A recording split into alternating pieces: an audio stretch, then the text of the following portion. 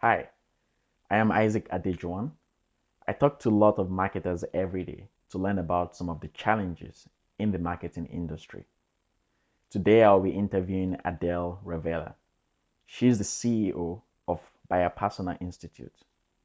Adele worked for the PR company that launched Apple in the 80s. So she's a veteran with a lot of marketing experience. In fact, her book, The Biopersona, was Fortune Magazine Best Business Book 2015. Meet Adele. Can you please tell me about yourself and what you do? Yeah, so my name's Adele Revella, and I'm the CEO of Buyer Persona Institute. And essentially, we run a market research company that helps companies understand their buyers better. And then we also do workshops to help companies be able to implement what they learn about what their buyers want. Okay. And can you share some of your experience with that, with buyer personnel? Yeah, well, I mean, my background, I hate to admit it, but I've got over 3 decades of experience in uh, marketing. Right. And it makes me feel old when I say that. Yeah. Mostly in the technology industry, although today our clients are in a wide range of industries. But back in the day when I was a marketer and ran sales and marketing, Right. I worked in the tech industry. Okay. And I'd learned early on that if I could understand what a buyer wanted, what my customers or prospects wanted from Right. us, that we could do more effective marketing because we could position our solution as an exact match for what Right. the buyers thought they wanted. Right. And And so that's kind of how I got into the buyer personas is that I thought, oh, this is like cheating. right. I can get the buyers to tell me what they want, and then I focus on the part of our product or service that resonates with buyers, and then that way we win more business. So Right. it's really kind of how the buyer persona work evolved for me and my company. Okay. And what are some of the challenges with that?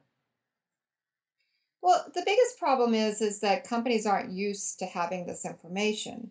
And so most people have heard they need buyer personas, they think they want them. But in reality, when they hear what their buyers want and they hear what their buyers are thinking, this really requires some changes in the companies, maybe sometimes their products, sometimes at least the way they're going to talk about their product. Right. And if people aren't ready for that change and aren't ready to make that change, then having buyer personas is kind of a waste of time. Nothing, just having a persona is not going to be useful Right. unless it inspires you to do something differently. Right.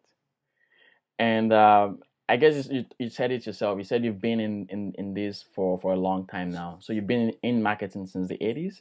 And in fact, you worked for a firm that launched Apple. How has marketing changed from then? Ah, well, I worked for Regis McKenna, which if you've read Walter Isaacson's book on Right. Steve Jobs, you'll Right. hear him talking about Regis the person. Right. So I worked for the company. Okay. And how has it changed? Yeah. The internet changed everything.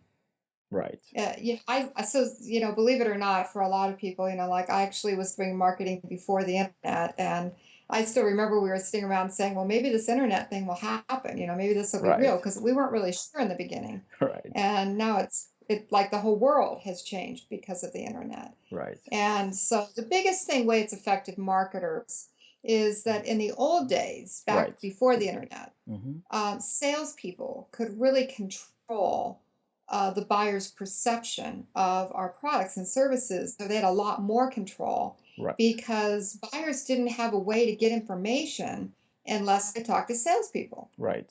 And nowadays, because of the internet and because of the networking available and all the contents that's available, buyers are so informed That's true. that by the time they get to salespeople, they've already formed an opinion Right. about whether the company's a good fit.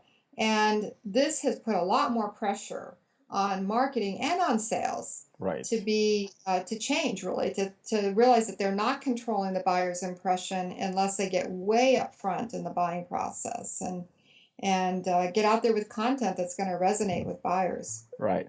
And what are the challenges with deploying a buyer persona?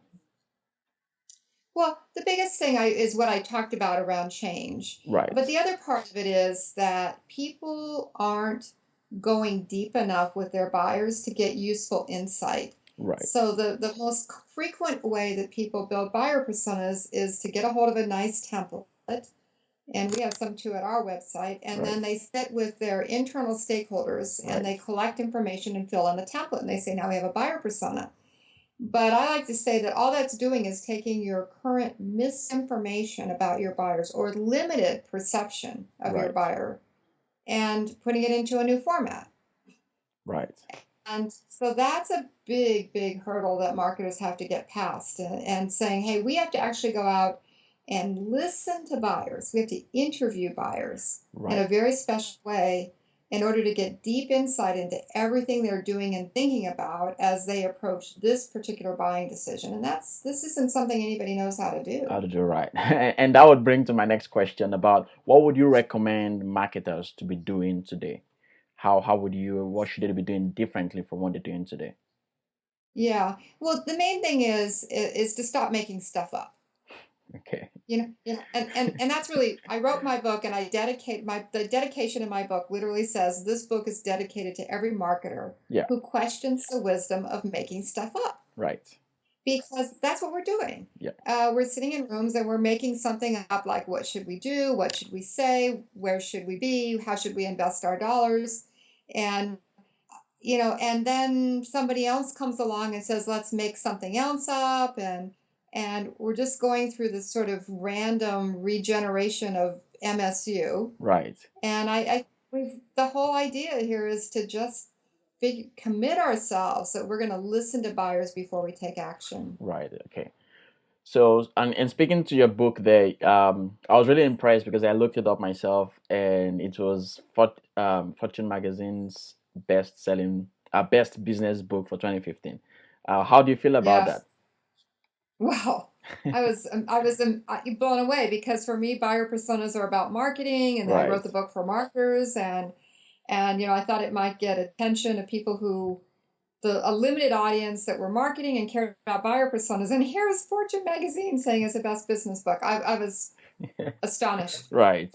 I was like, there is a Santa Claus. That's Right. it, because it was a Christmas time last year. There is a Santa Claus. Right. They told me there was. Right. Okay. Well, I guess that was my last question, and that brings me to the end of my interview with you. I really appreciate your time. Thanks for joining me today on the interview. Thank you, Isaac. Thank Thank you you for very much, having and me. have a good one. Bye. Okay, Bye. thank Bye. you. Bye. Bye.